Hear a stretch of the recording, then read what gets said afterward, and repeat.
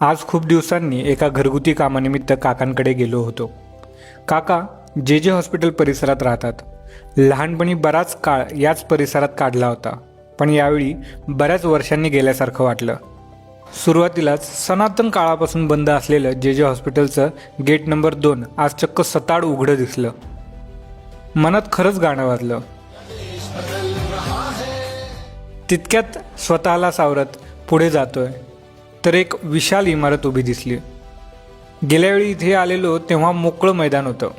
मनात पुन्हा तेच गाणं वाजलं. लहानपणीच्या चालायच्या वाटा, खेळायच्या लपायच्या जागा बघून जुन्या आठवणी ताज्या करत होतो.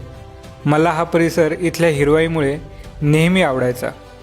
काही उंच उंच झाडं कापली गेलेली बघून थोडं वाईट वाटलं, पण माझ्या समोर लावलं गेलेलं एक झाड इतकं मोठं झालेलं बघून कौतुकही वाटलं. काकांची ही चाळसदृश्य इमारत 1922ला बांधली गेलेली आहे. अजूनही तग धरून उभी आहे. याचं मला नुकतंच मुलुंडवरून आल्याने जास्तच नवल वाटलं. जिथे गेल्याच महिन्यात बांधकामाधीन असलेला मेट्रोचा पिलर काही लोकांवर कोसळून जीवितहानी झाली होती. मनात पुन्हा गाणं वाजलं. असो, काकांकडे गेलो, काम आटपलं, पुन्हा घरी निघालो.